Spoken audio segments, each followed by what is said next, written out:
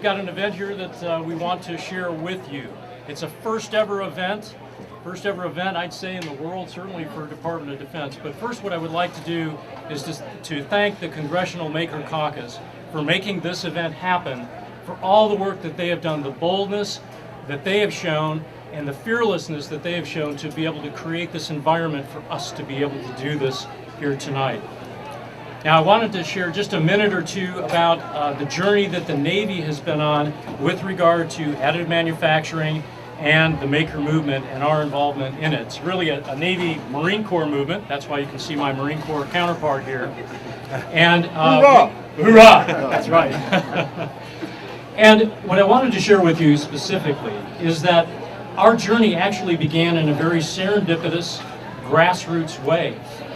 One of the first parts of the journey was actually 2 years ago when we happened to be at a White House Maker event, and I bumped into the Made in Space CEO, and we got to talking about the problems that they have with regard to what they were trying to solve, the problems of making something in space, and our problem on board ship that goes around like this and making something where it's 2 Gs, not 0 Gs. So we got to talking about that, and then I started to find out all the work that was going on with regard to additive manufacturing at the grassroots level around the Navy. And I'll show you one of those things that was a watershed moment for me. And that's this. I found that there were surgeons up at Bethesda Walter Reed that, because they were working with wounded warriors up there and were trying to solve the problem of how do they make operations for those wounded warriors not take 10 hours, but to be able to solve the cranial reconstructions that they were doing in a way that was the best way to do it in only 1 hour.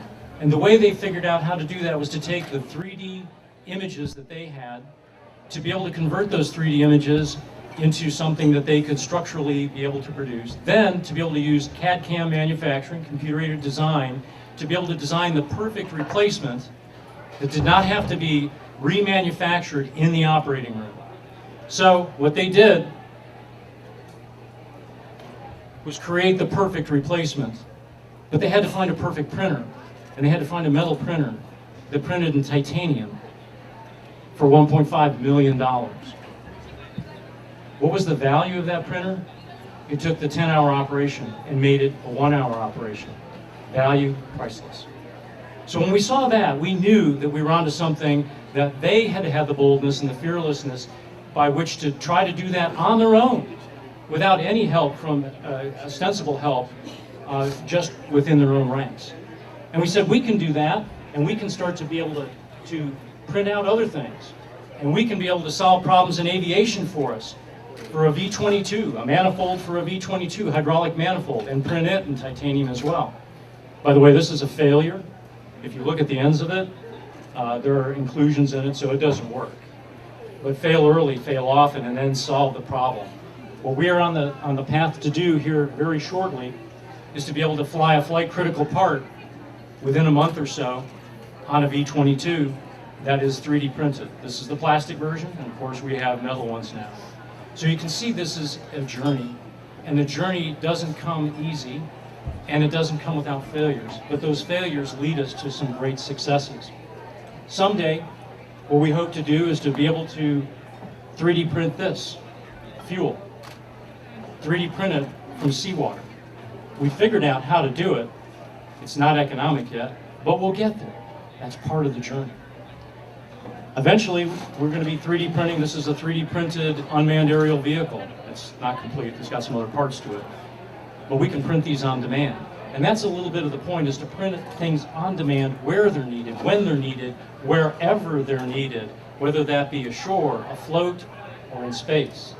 So that is part of our next journey, is that we have a part, this is the larger version of it, called a True Clip, that was designed by 3 sailors, a lieutenant, a chief petty officer, and a second-class petty officer on the Truman that's half a world away, on deployment. And this part that they designed is being digitally sent to us. This is the actual size of it. And digitally sent to us so that we can in turn send that to the International Space Station, which is what we're going to do. So although these are small steps, they are kind of a giant leap. for everyone, bringing maker movement, and not just the maker movement, but manufacturing back to America. Because it's the innovativeness of Americans that is something that is so very special and is captured at every level, whether it's a second-class petty officer or a student in a school, or it's a doctor that's working on additional learning at and programs up at our institutes of higher learning. All of those are part of the journey for all of us, and it will change the face of the world. And it's disruptive technology at its finest, but it's leading us, I think, to a new world that makes much better use of the resources that we have. So with that, I think perhaps, unless anyone else... We have Tim Ryan here, the chair. Here. Tim, Sure. Hi. Thank you so much. Thank you so much. Great presentation. Hello, everyone. I'm Tim Ryan from Ohio. We started, Mark and I and Mr. Takano and Mr. Stivers and others have started this caucus because we see the unbelievable potential that lies in additive manufacturing, 3D printing, in the entire maker movement. And one of the privileges we all have as members of Congress is to travel. And when you travel, as I did a few months ago, we were on the USS Harry Truman in the middle of the Persian Gulf, in which they had a couple 3D printers on there. But you think how difficult it is for us to have the military performing at peak levels for the global war on terrorism and every other challenge that we have, for us to bring this technology to bear on our responsibilities around the world takes us to the next level. That's just in the military, and we see what can happen in the economy as well. If you look at the top 1% of startup jobs, or of startup companies, I'm sorry, the top 1% of startup companies have created 40% of net new jobs. So we need, as a Congress, to support, encourage, and help grow this industry that has tremendous growth potential. And that's not a simple way, there's not a simple way to do it. It's about cultivating the industry, it's about public-private partnerships, it's about research and development tax credit, it's about getting these companies through the valley of death when they may run out of money and before they can get to the point where they can really thrive and start creating jobs. We've got a lot of responsibility here to help grow this industry, but when you see how this crosses all sectors of the economy, manufacturing, aerospace, healthcare, energy, this behind the scenes is going to drive an entire new economy that our kids and grandkids need to help grow and support and encourage to keep America on the frontier of this technology. So I want to thank our partners in the military. I want to thank my fellow members of Congress. This is exciting just to hear a buzz. There's a lot of little cocktail parties we go to in Washington, D.C. None as cool as this. So we want to thank you all for being here. And those of you who are representing your members of Congress, please continue. We know it's hard to penetrate members of Congress with new ideas and new technologies, but they need to see this. You need to communicate it to them because we need to make sure that the federal government is trying to move. I know it won't move as quickly as some of the private sector and some of these new technologies are moving, but we got to be at pace and we can't be holding them back. We got to be unleashing all of this potential. So thank you so very much for being here.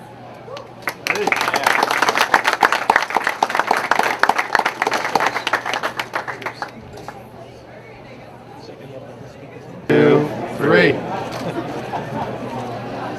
All right. Do you like it? Let go. All right. Did it print? You messed it up. Well, that's actually going to get submitted. Yeah. So with that, we've sent the file to space, and you can see the progress bar starting. So now we're sending the file from here to the International Space Station to be printed, which will later be printed. This is the first time we've ever sent this from anywhere except a control room, either in Florida or in